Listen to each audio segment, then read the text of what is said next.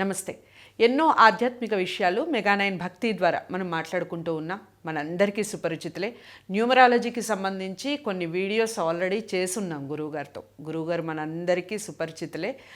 ప్రముఖ ఆధ్యాత్మిక అలాగే ఎనర్జీ వాస్తుకు సంబంధించి ఎన్నో విషయాలు మున్ముందు మనం చర్చించబోతున్నాం. అలాగే మీకు ఎటువంటి ఆధ్యాత్మికంగా కానివ్వండి, న్యూమరాలజీకి సంబంధించి కానివ్వండి, లేదా ఆస్ట్రాలజీకి సంబంధించి కానివ్వండి, మీకు ఎలాంటి సమస్యలున్నా చక్కగా సంప్రదించవచ్చు స్క్రీన్ మీద కనపడే నెంబర్కి కాల్ చేయడం ద్వారా. సో ఈరోజు మరిన్ని పేర్లకి సంబంధించి విషయాలు తెలుసుకోబోతున్నాం. జయశంకర్ సిస్లా గారు నాతో పాటు ఉన్నారు. ప్రతి వీడియోని మొదటి నుంచి చివరి వరకు చూడండి.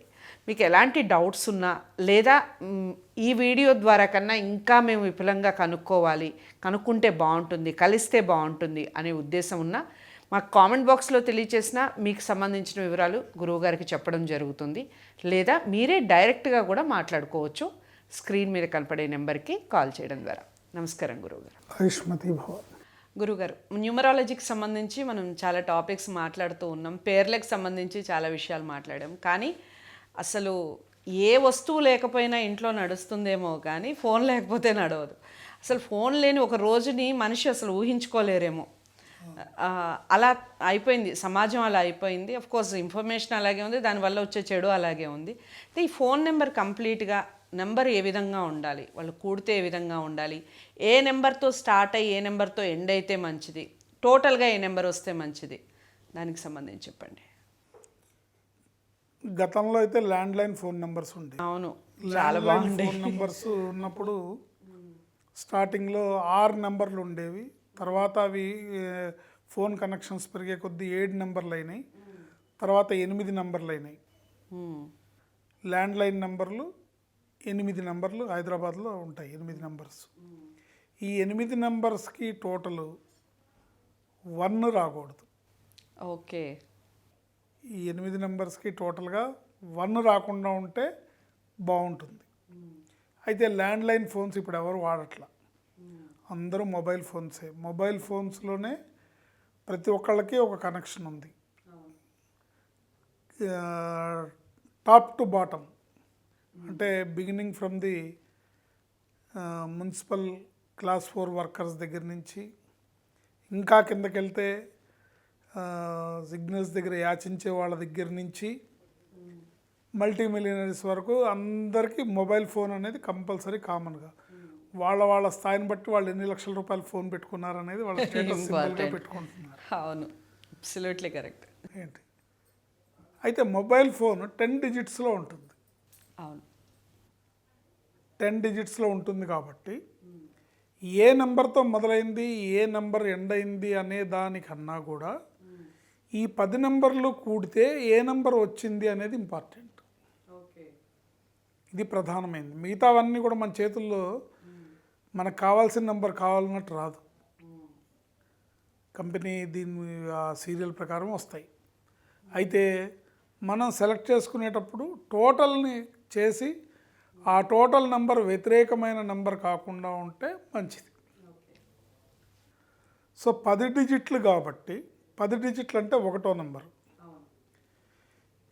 ఈ 10 డిజిట్లకి టోటల్గా 6వ నెంబర్ కానీ 8వ నెంబర్ కానీ రాకుండా ఉంటే మంచిది.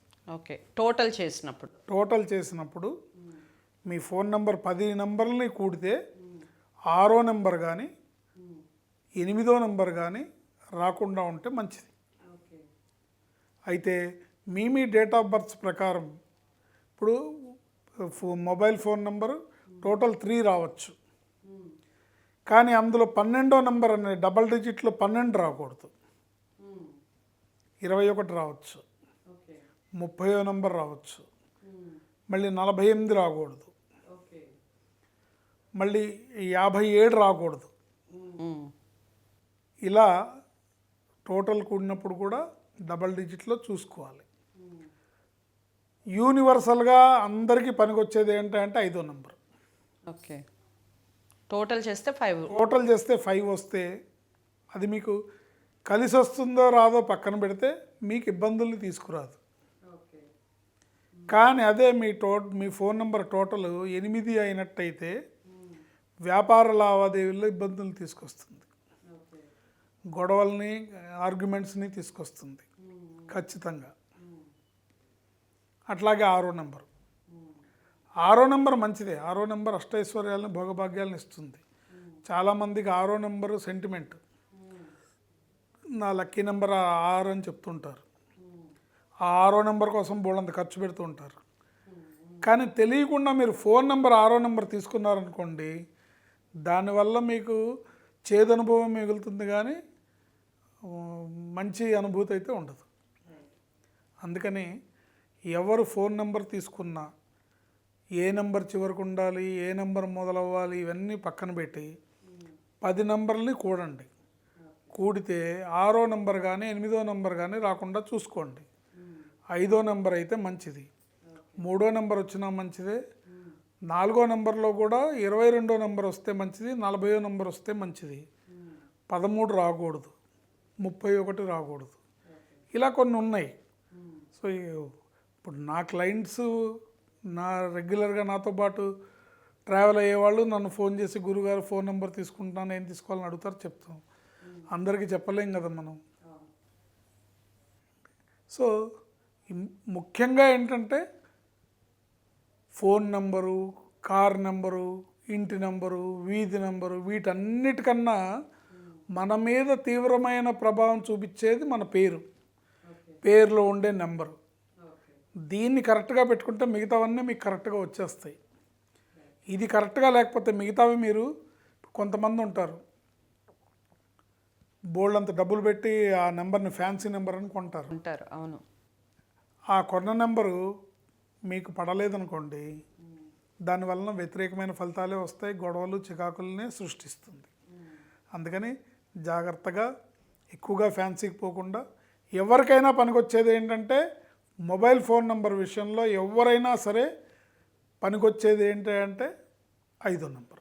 టోటల్ 5 ఉండాలి. టోటల్ 5లో కూడా 14 వస్తుంది కూడితే, లేదా 23 వస్తుంది, లేదా 32 వస్తుంది, లేదా 50వ నెంబర్ వస్తుంది, లేదా 68వ నెంబర్ వస్తుంది, లేదా 77వ నెంబర్ వస్తుంది, లేదా 86వ నెంబర్ వస్తుంది, లేదా 95వ నెంబర్ వస్తుంది. ఇలా 5 టోటల్ వస్తే సేఫ్ జోన్.